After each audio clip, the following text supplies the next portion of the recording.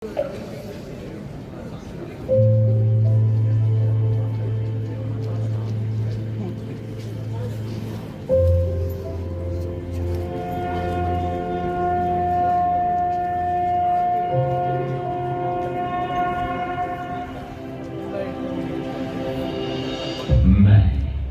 जल हूं, पंच महाभूतों में से एक।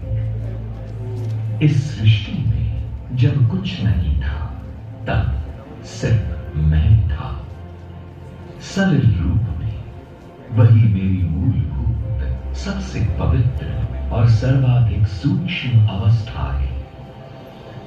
मैंने ही इस धरा पर सबसे पहले जीवन के अंश को धारण किया।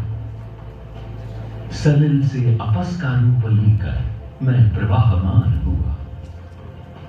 सभी पंच तत्वों में मेरे अपस रूप की इतनी व्यापक व्याख्याएं, इतने वृहद आख्यान हैं कि मैं स्वयं चकित रह जाता हूं। ऋग्वेद, अथर्ववेद सहित कई ग्रंथों में मेरी उत्पत्ति और जल विज्ञान का उल्लेख है।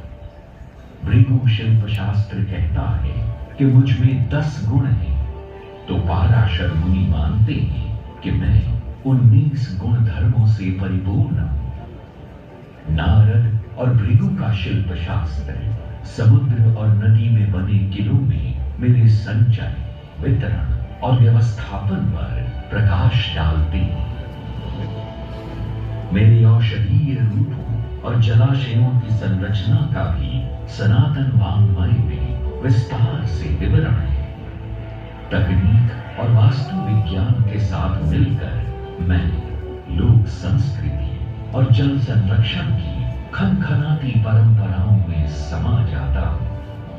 उन्होंने मेरे तंत्र को पूरी दृढ़ता के साथ अक्षुण्ण रखा है।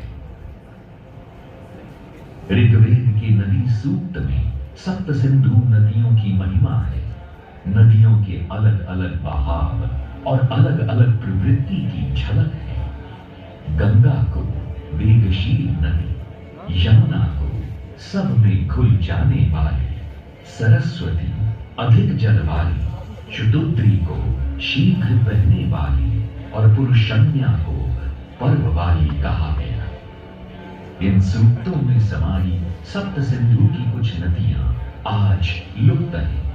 कुछ ने अपना मार्ग मोड़ लिया है, तो कुछ आज भी अपने पूरे बहाव में है। प्रश्न ये है कि जलीय जीवन का बिगड़ता संतुलन कहीं पूरी पृथ्वी के अस्तित्व का प्रश्न तो नहीं बन रहा। इन जल प्रवाहों के तटों पर प्राचीन नगरों ने अपनी पहचान बनाई। गंगा के तट पर बसी इस काशी को देखिए। हजारों साल पहले बनारस का ये शहर भगवान शिव के नगरी के रूप में बसा था। आज भी ये दुनिया का सबसे जीवंत, सबसे पुरातन और सबसे अद्भुत नगर है।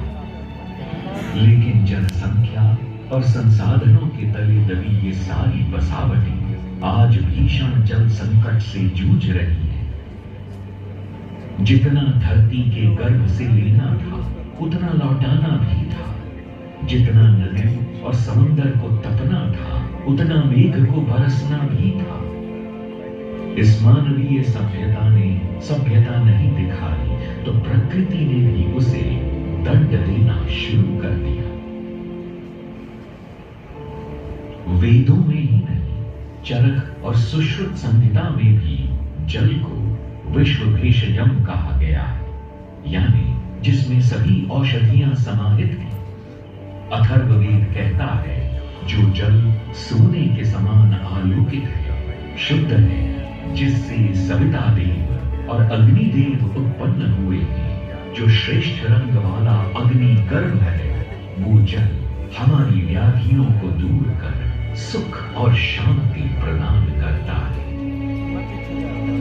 चरक में वापी, कूप, तड़ाग, उत्स, प्रसरवण सबको जल संरक्षण के साधन का।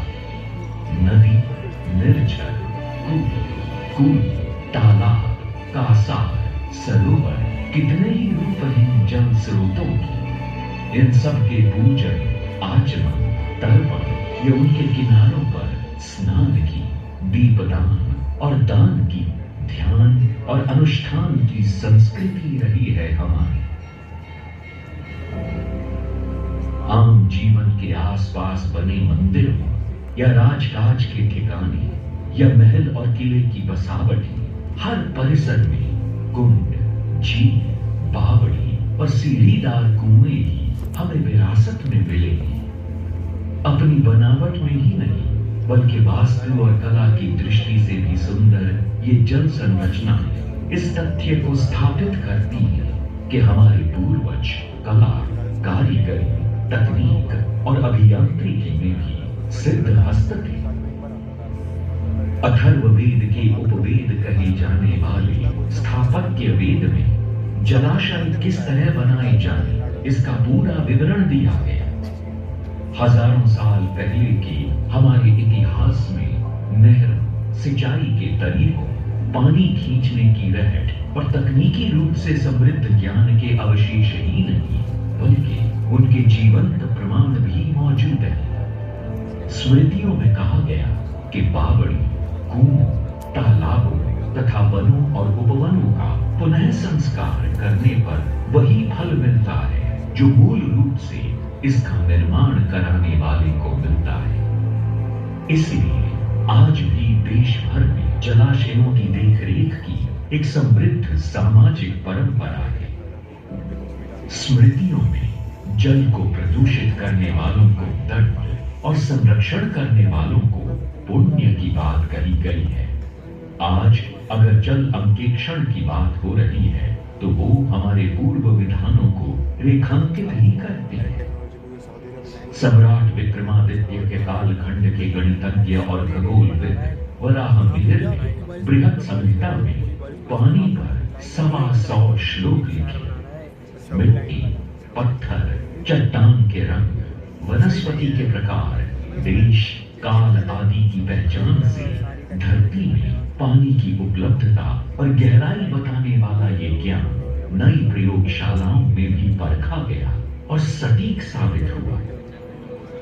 चारागाह, ओरण, तालाब, पहाड़, मंदिर और खेत के साझे जीवन को बचाए रखने वाले भारत के जो गांव और वनवासी समाज आस्था, अनुसंधान, एकात्म मानव दर्शन की सोच को साथ लेकर चलते रहे हैं, वही आज पैर जमाए खड़े हैं। 11वीं शताब्दी में 245 श्लोकों वाला कृषि पाराशर ग्रंथ लिखा गया। इस ग्रंथ में सिंचाई, उपज, कृषि के औजार और पशुपालन, साथ ही पशु और मानव के समन्वय वाले जीवन की बात भी है। यही बात आज की दुनिया टिकाऊ विकास के लक्ष्य की नई शब्दावली में की जा रही है। भारत भूमि में पनपे सभी पंथों और संप्रदायों में पानी के रखरखाव और शुद्धता की बात है। जैन मान्यता में बताई गई जलगालन पद्धति पानी को छानने और रोग मुक्त जीवन का पूरा विज्ञान है। सिख पंथ के हर गुरुद्वारे में सरोवर है। बौद्ध धर्म के सबसे बड़े स्मारक सांची के स्तूपों में बने 3 जलाशय उस कालखंड की अनूठी स्वतंत्र जल प्रणाली है। वनवासी जीवन शैली में प्रकृति के साथ समन्वय ही उनकी आस्था का केंद्र रही। पूरे विश्व में इन्हीं वनवासियों के बूते आज जंगल खड़े हैं, जड़ी बूटियां बची हुई है, मिट्टी महक रही है और लोक रंग खिलखिला रहे हैं। महर्षि वाल्मीकि राम के वनवास के समय अनेक जल प्राणियों का वर्णन करते हैं और पंच तत्व से बने शरीर की नश्वरता को भी इंगित करते हैं। भारत का जल विज्ञान धर्म, सामाजिक और सांस्कृतिक चेतना से जुड़ा रहा तो उद्यम, व्यापार और आर्थिक संपन्नता से भी इसका गहरा नाता रहा। आज जल समृद्धि और टिकाऊ अर्थव्यवस्था एक दूसरे के पूरक हैं। जो ज्ञान संपदा और देशज ज्ञान परंपरा भारत की पहचान रही है, उसी संस्कार से परिपूर्ण रहकर भारत अपने जल संकट से भी उबर ही जाएगा।